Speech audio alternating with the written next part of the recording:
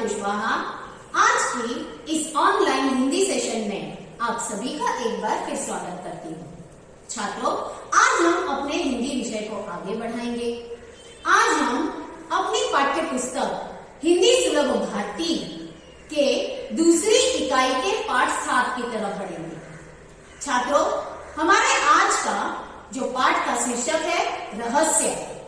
नाम से ही बहुत ज्यादा रोमांच से भरा हुआ पाठ है ये।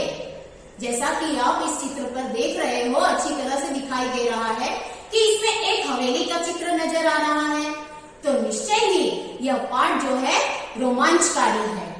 छात्रों, यह पाठ जो है एक कहानी के रूप में है और इस कहानी के कहानीकार है डॉक्टर हरिकृष्ण देवसरे जी। तो यह पाठ हम आरंभ करें उससे पहले हम डॉक्टर हरिकृष्ण देवसरे जी के परिचय से परिचित हो जाते हैं। यहाँ पर देखिए, यह चित्र दिखाई दे रहा है, यह लेखक का चित्र है। आइए हम इनके बारे में जान लें। हरिकृष्ण देवसरे जी का जन्म 1940 में मध्य प्रदेश के नागौद क्षेत्र में हुआ था। छात्रों, हमारा भारत देश 1947 में स्वतंत्र हुआ और इनका जन्म 1940 अर्थात वे भारत की स्वतंत्रता से 7 साल पूर्व ही जन्म लिए थे। इनकी मृत्यु 14 नवंबर 2013 को हुई। इनकी वैसे तो बहुत सारी रचनाएं हैं, परंतु यहाँ पर एक सामान्य रूप से संपूर्ण बाल विज्ञान कथाएं आदि इस तरह से उनकी रचना का नाम दिखाया गया है। इनका परिचय है। डॉक्टर हरिकृष्ण देवसरे जी ने बाल साहित्य रचना और समीक्षा के क्षेत्र में प्रशंसनीय योगदान दिया है। बच्चों, बाल साहित्य अर्थात जो बच्चों से संबंधित लेख होते हैं, उनसे संबंधित जो रचनाएं होती हैं, जो कहानियां होती हैं, उस पर इन्होंने अधिक लेखन कार्य किया है और समीक्षा के क्षेत्र में प्रशंसनीय योगदान दिया है। समीक्षा अर्थात उसके बारे में और अधिक विस्तार सहित जानकारी को उन्होंने यहाँ पर जो कार्य किया है उस पर वह प्रशंसा करने योग्य है, तारीफ के लायक है। आपने अनेक पुस्तकों का संपादन कार्य भी किया है, कई पुस्तकें इन्होंने संपादित की हैं।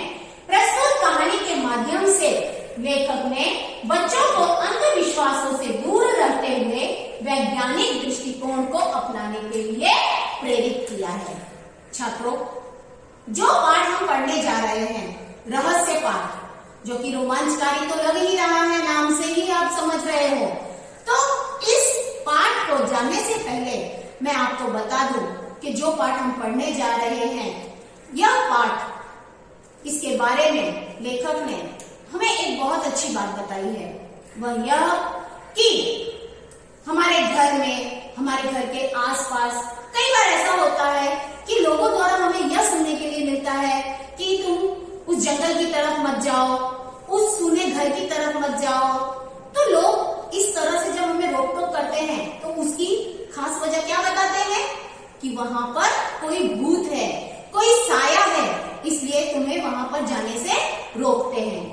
जबकि छात्रों, कोई भी भूत प्रेत इस दुनिया में है ही नहीं।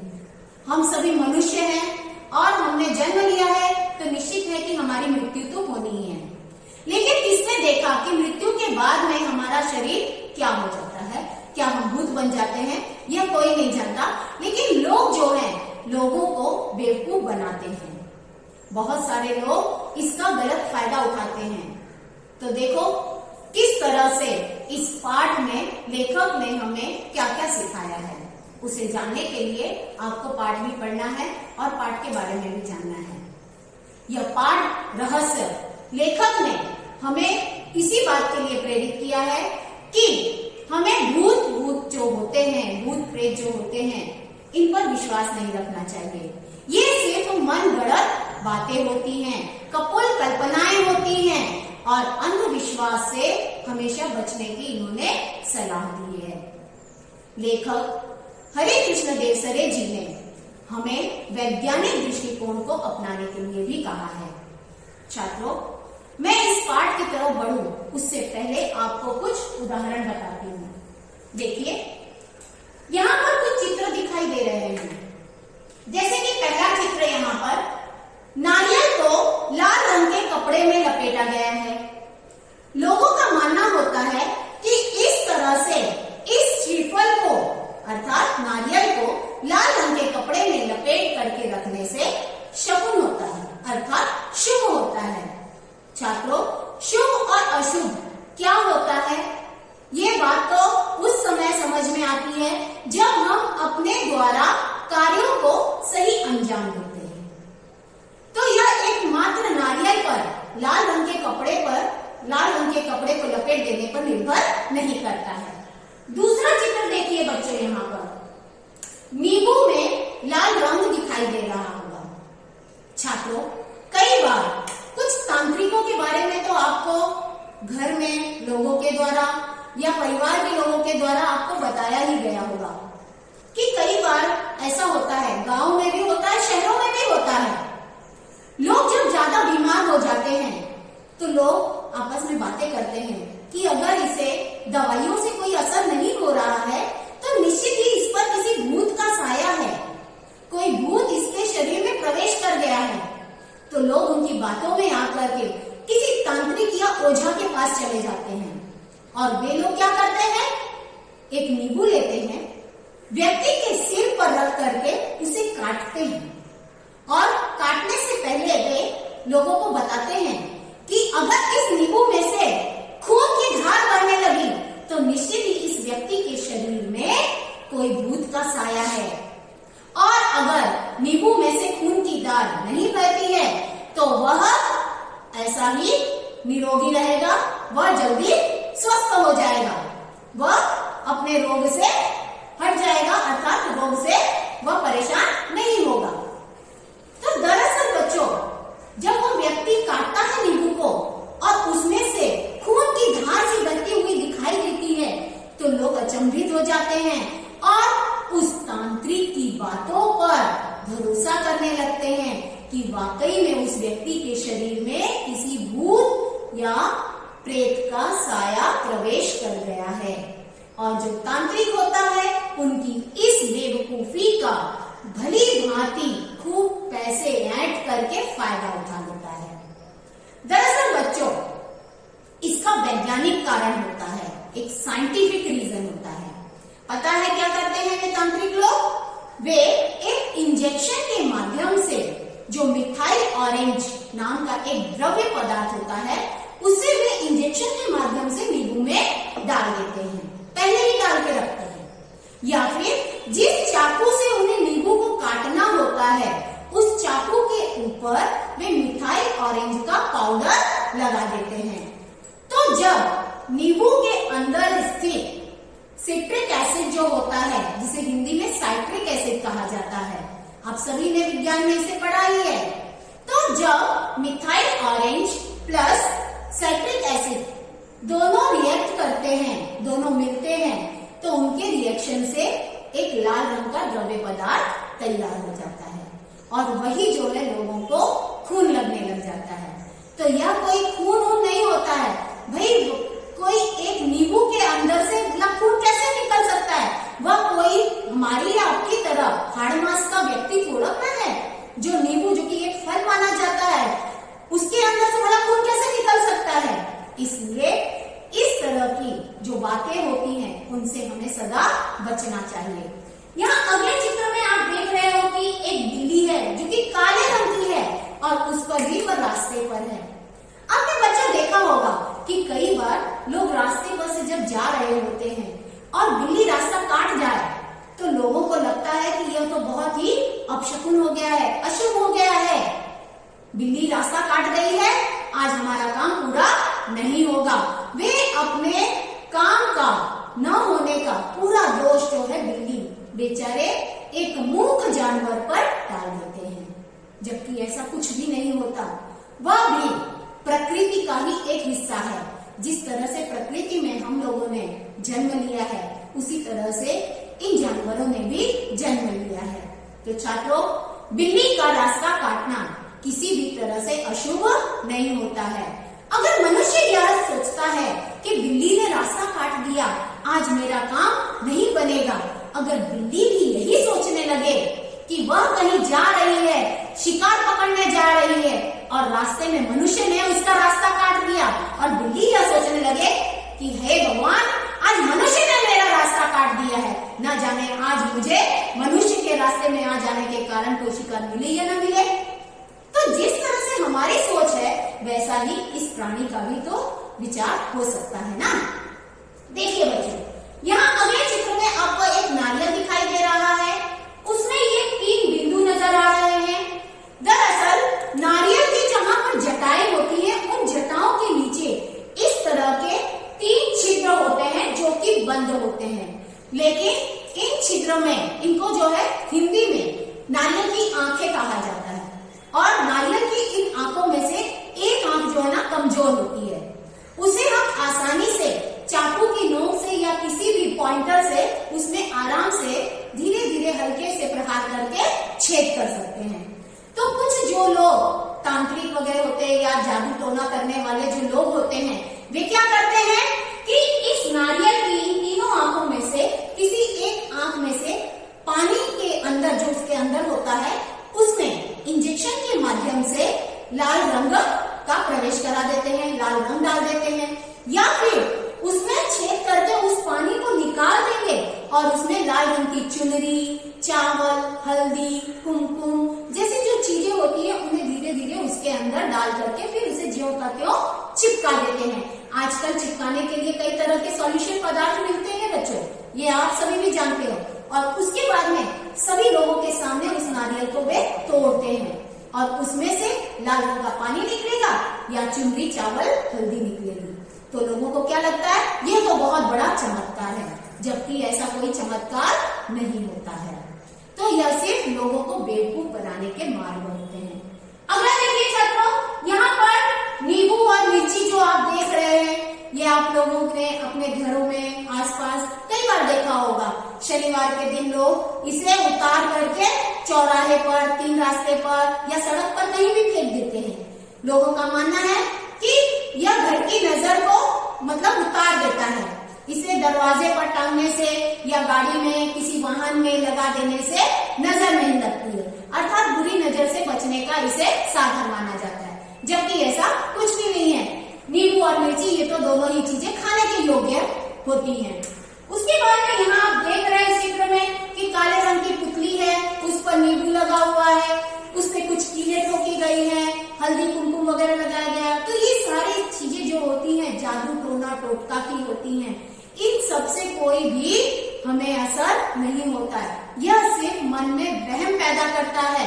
तो छात्रों, हमें इन सारी चीजों से बचना चाहिए। हमारी आज की कहानी का उद्देश्य यही है। हमारे आज के रहस्य पाठ के जो लेखक हैं, उन्होंने इस कहानी के माध्यम से हमें यही बताने की कोशिश की है कि हम लोगों को किसी भी तरह के अंधविश्वास से खुद को बचा लेना चाहिए और जिससे अंधविश्वास पर हम विश्वास करते हैं, उस पर अपनी जो श्रद्धा बरसाते हैं वो गलत है। उन सब के पीछे कोई न कोई वैज्ञानिक कारण होता है, इसलिए उन्होंने वैज्ञानिक दृष्टिकोण को अपनाने की भी सलाह दी है। तो छात्रों, जो हमारा आज का पाठ रहस्य है, उसका मुख्य पात्र है आर्यन और कनिष्का। आर्यन और कनिष्का जो है वे हवेली में जो डाकुओं का गिरोह है वहां पर अपना डेरा जमाए हुए था, उनकी तस्वीरें खींच करके पुलिस के हाथों में सौंप देते हैं और उन्हें पुलिस में पकड़वा देते हैं। तो किस तरह से इन दोनों बच्चों ने बहादुरी के साथ में जो कार्य किया है, उस कार्य को कैसे अंजाम दिया है, चलिए जानते हैं इस रोमांचक कहानी के आधार पर। देखिए छात्रों, आप सभी स्क्रीन पर कहानी के पहले परिच्छेद को देख पा रहे हो तो अच्छी बात है, अगर ना देख पाओ तो आप पाठ्य पुस्तक में भी इसे पढ़ सकते हो। देखिए, अंधेरी रात थी, चारों ओर सन्नाटा था। सन्नाटा अर्थात नीरव शांति, पूरी तरह से शांत वातावरण। अंधेरी रात थी, चारों तरफ घोर सन्नाटा, चुप्पी छाई हुई थी। हाथ फैलाए न सूझता था। अगर आप अंधेरे में अपने हाथों को इस तरफ फैला कर देखेंगे तो आपको अपना हाथ भी देखा इतना घोर अंधेरा छाया हुआ था।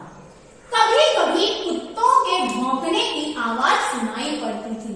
छात्रों, आपने भी कभी जब रात गहरी हो जाती है और उस समय बाहर से कुत्तों के भौंकने की आवाज आती है तो आप भी कभी कभी डर जाते होंगे, जबकि डरने की कोई बात नहीं होती है। तो अंधेरा होता है, जानवर अपने काम में लगे होते हैं, वे अपने भौंक रहे हैं, तो इसका मतलब ये नहीं कि कोई भूत है जो उन्हें दिखाई दे रहा है इसलिए वो भौंक रहे हैं, ऐसी कोई बात नहीं होती है। आधी रात बीत चुकी थी। मामा जी के घर से कुछ दूरी पर सामने हवेली थी। हवेली में उजाला था। आर्यन खेतों को सरपट पार करता हुआ उस ओर अकेले बढ़ रहा था। आर्यन नाम का लड़का अपनी गर्मी की छुट्टियों में अपने मामा के पास गांव में समय बिताने आया हुआ था, अपनी छुट्टियां बिताने आया था। तो मामा जी का जो घर था, उसके मामा का जो घर था, उनकी छत के ऊपर से ही उनके सामने, घर के सामने ही एक हवेली थी जो दिखाई दे रही थी। जब रात आधी हो जाती थी तो आधी रात के बाद में वहां पर उजाला दिखाई देता था और आधी रात के पहले वहां पर घोर अंधेरा रहता था। और उसी समय आर्यन जो है आधी रात को सरपट अर्थात जिस तरह से घोड़ा दौड़ लगाता है, बहुत तेज वेग के साथ में, तेजी के साथ में भागता है, ठीक उसी तरह से दौड़ने की स्थिति में आर्यन जो है खेतों से निकलता हुआ हवेली की तरफ बढ़ जाता है। उस हवेली में आधी रात के बाद कल भी ऐसा ही उजाला देखा था। मामा जी ने पहले ही आर्यन से कह दिया था। क्या कहा था? देखिए बच्चों, उधर हवेली की ओर जाने की जरूरत नहीं है, वह हवेली भूतों का डेरा है। मामा जी ने आर्यन को पहले ही समझा दिया था कि वह किसी भी तरह उस हवेली की तरफ न जाए, क्योंकि उस हवेली में भूत बसते हैं, भूत रहते हैं। तो मामा जी ने ये किस आधार पे कहा था? क्योंकि गांव के सभी लोग उस हवेली की तरफ जाने से डरा करते थे और सबका यही विचार था कि उस हवेली में भूत हैं, प्रेत हैं, इसलिए सब लोग वहां पर जाने से डरा करते थे। सो इसी बात से डर करके मामा जी ने भी आर्यन को समझा दिया था। परंतु आर्यन मामा जी की बातों को सुनता है और मुस्कुराता है। क्यों? वह हवेली भूतों का डेरा है। आर्यन मन ही मन मुस्कुराने लगा।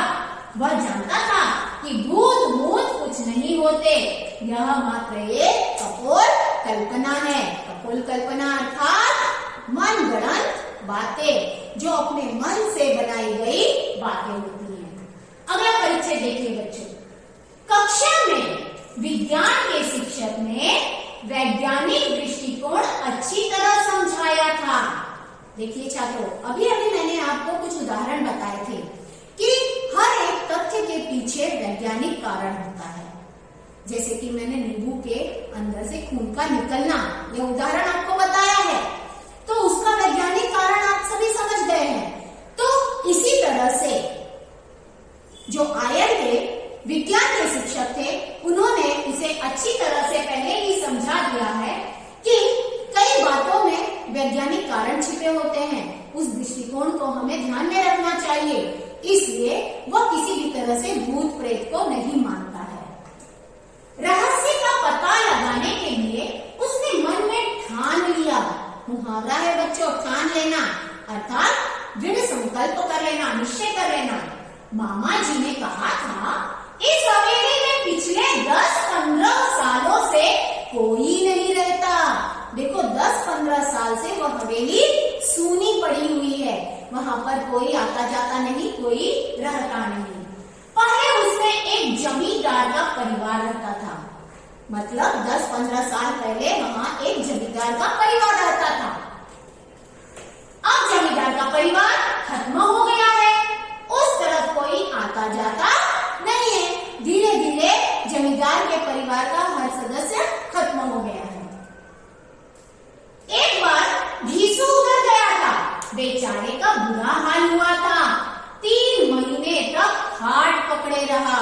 घीसू नाम का गांव का एक भला व्यक्ति है। एक बार बड़ी हिम्मत करके वह उस हवेली की तरफ गया, लेकिन डर के मारे वह बीमार पड़ गया। क्यों बच्चों? क्योंकि लोगों ने उसके मन में पहले से ही शंका भर दी थी, वहम भर दिया था, वहम पैदा कर दिया था कि उस हवेली में भूत रहते हैं, इसलिए कोई वहां पर न जाए। बस अपने मन में उसी डर को लिए हुए वो किसी तरह से हिम्मत करके बढ़ने की कोशिश तो कर लिया, लेकिन वहां पर जाने के बाद में उसकी तबीयत इतनी खराब हुई डर के मारे कि उसने खाट पकड़ ली। छात्रों, खाट पकड़ना एक मुहावरा है जिसका अर्थ होता है बीमार होना। देखिए यहाँ पर किस तरह से घिसू खाट पर पड़ा हुआ है। खाट अर्थात चारपाई, अपने गांव में तो देखी ही होगी। यहाँ हम शहरों में जो है लकड़ी के बने हुए पलंग पर बैठते हैं, सोते हैं, आराम करते हैं, परंतु गांव में जो होती है चारपाई लकड़ी की होती है जिसे रस्सी से बुना जाता है। आइए छात्रों आगे बढ़े। आर्यन करवटें बदलता रहा। आधी रात को उठकर छत से उसने हवेली को फिर से देखा। आधी रात होने के बाद में आर्यन उठा, उसे नींद नहीं आ रही थी, वो करवटें बदल रहा था। करवट बदलना मतलब बेचैनी होना, बहुत बेचैनी के साथ में कभी इस तरफ दाएं, कभी उस तरफ बाएं मुंह करके लेटना, इसे कहा जाता है करवटें बदलना। वह रात को जब आधी रात को छत पर आता है और हवेली की ओर देखने लगता है तो क्या देखा उसने? वहां रोशनी थी। गर्मी की छुट्टियां बिताने के लिए वो मामा जी के घर आया था। यह एक समृद्ध गांव है। वह जिस गांव में अर्थात मामा जी का जो गांव है वह गांव एक समृद्ध गांव है। समृद्ध अर्थात कुछ हद तक वो डेवलप हो चुका है, उसका विकास हो गया, विकसित गांव है, पूरी तरह से पिछड़ा हुआ गांव नहीं है। तो भी मामा जी के गांव में लोगों के मन में भूत प्रेत की बातें होती है, यह बात उसे थोड़ा आश्चर्य में डाल रही थी। मामा जी के पास एक विदेशी डिजिटल कैमरा भी है, यह बात आर्यन को मालूम थी। देखिए जैसा कि अभी बताया मैंने कि मामा जी का गांव जो है थोड़ा विकसित गांव है, थोड़ा सुधरा हुआ है, विकास हुआ है, और इसीलिए मामा जी के पास, उनके खुद के पास एक डिजिटल कैमरा भी है, और यह बात आर्यन को अच्छी तरह पता थी। मामा जी की एक लड़की भी थी, उसका नाम था कनिष्का, अर्थात उसकी एक कजिन सिस्टर थी। आर्यन ने कनिष्का से कुछ सलाह मशविरा किया। दोनों बहादुर थे। अगला कदम उठाने के लिए उन्होंने कमर कस ली। अब देखो, कमर कसना भी एक मुहावरा है, अर्थात दृढ़ संकल्प कर लेना। अब दोनों ही बच्चों ने, कनिष्का और आर्यन, इन दोनों ने सलाह मशविरा कर लिया। सलाह मशविरा अर्थात थोड़ा परामर्श कर लिया, बातें कर ली। अब उन्हें अगला कार्य क्या करना है इस बारे में दोनों ने आपस में सब बातें कर ली हैं, लेकिन मामा जी को और मामी को किसी को कुछ पता नहीं है। सिर्फ ये दोनों ही बच्चों को आपस में बातें एक दूसरे की मालूम थी। दोनों ही बच्चे बहुत बहादुर थे। अब देखो आगे क्या करने जा रहे हैं।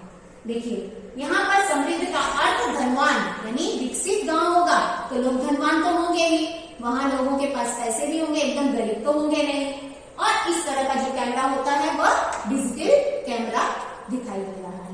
देखिए इस चित्र में देखिए किस तरह से मामा जी अच्छी तरह से सो रहे हैं गहरी नींद में आधी रात के समय, और आर्यन जो है वहां पर जाग रहा है, उसकी आंखें खुली हुई हैं, वह करवटें बदल रहा है।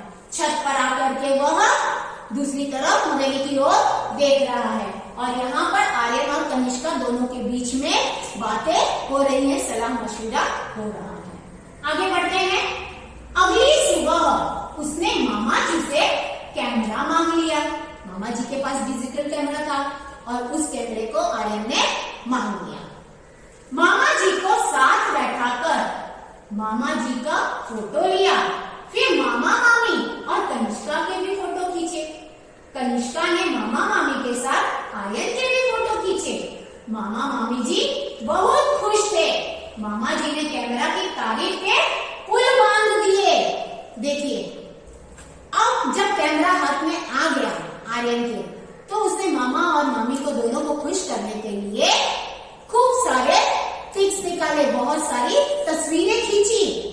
मामा मामी जी कनिष्का के साथ में, फिर अपने साथ में, मतलब इस तरह से काफी पिक्चर्स उन्होंने, बहुत सारी तस्वीरें जो है उस डिजिटल कैमरा के द्वारा खींची। और मामा जी के द्वारा जो कैमरा आर्यन को प्राप्त हुआ था, तो मामा जी ने तो फिर उसकी तारीफ और तारीफ करनी शुरू कर दी। किस प्रकार से? देखो उन्होंने क्या बताया कैमरे के बारे में। रात में मामूली रोशनी में बिना फ्लैश गन के भी यह तस्वीर खींच लेता है। कमाल का लेंस लगा है इसमें। मामा जी ने कैमरे की तारीफ करते हुए आर्यन को बताया कि बिना फ्लैश गन के भी थोड़ी सी रोशनी में भी यह बहुत सुंदर सुंदर तस्वीरें खींच लेता है। बहुत ही अच्छा लेंस इसमें लगा हुआ है। आर्यन ने कैमरा अपने पास रख लिया था। कैमरा पाकर आर्यन और कनिष्का बहुत प्रसन्न थे, बहुत खुश हो गए। उन्हें यही तो चाहिए था, कैमरा ही तो चाहिए था। सीधे सीधे अगर वे मामा जी से मांग लेते कि हमें कैमरा चाहिए, हम भूतों के डेरा अर्थात हवेली में जाएंगे और हम वहां पर तस्वीरें खींचेंगे। अगर वे ऐसा कर देते तो क्या मामा जी उन्हें जाने देते? कभी भी नहीं जाने देते। इसलिए उन्होंने थोड़ा अपना दिमाग चलाया, थोड़ी बुद्धिमानी और बहादुरी दिखा करके उन्होंने कैमरा अपने पास रख लिया। वे दोनों रात होने का इंतजार करने लगे। रहस्य का पता लगाने का यह डेरे पर जाने का उन्हें अच्छा अवसर मिल गया था। रात होने का भी इंतजार करने लगे, क्योंकि दिन के उजाले में तो कुछ होता नहीं है, लोग जागते हैं, वे जा नहीं सकते हवेली में। और डाकुओं का भी डेरा जो वहां पर हवेली है वह सुनी रहती है। डाकू दिन में चले जाते हैं और रात में वहां पर आते हैं। तो अब वे रात का इंतजार कर रहे थे। देखिए आगे क्या होता है। अंधेरा होते ही दोनों घर से निकल पड़े। हवेली सामने थी।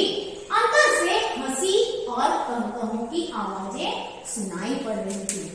जब गहरी रात हो गई तो दोनों ही बच्चे कनिष्का और आर्यन घर से निकल पड़े। कैमरा उनके पास था। जब वे हवेली के पास पहुंचे तो वहां पर लोगों के जोर जोर से हंसने की, ठहाके लगाने की उन्हें आवाजें सुनाई पड़ रही थी। आर्यन और कनिष्का ने पहले चारों ओर ध्यान से देखा। चारों तरफ उन्होंने अपनी दृष्टि घुमाई, कहीं कोई खतरा तो नहीं है, इस बात को उन्होंने जान लिया। फिर बाद में क्या किया उन्होंने? वे दबे पांव हवेली में चले गए। दबे पांव जाना मतलब बिना किसी तरह की आवाज किए एकदम शांति से उन्होंने हवेली में प्रवेश कर दिया। बीचों बीच एक बड़ा कमरा था। उसका दरवाजा अंदर से बंद था, खिड़कियां नीचे से बंद थी लेकिन ऊपर से खुली थी। तो छात्रों उन्होंने जब अंदर हवेली के अंदर जाकर के जब झांक कर देखा, क्या देखा उन्होंने?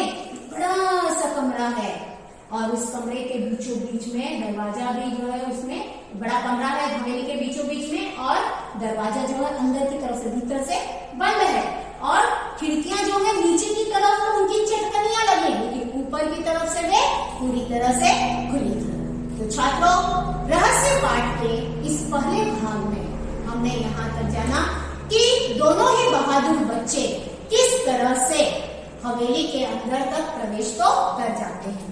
अब हम रहस्य पाठ के दूसरे भाग को अगले भाग में अर्थात हमारे पाठ भाग 2 में जानेंगे। तब तक के लिए थैंक यू।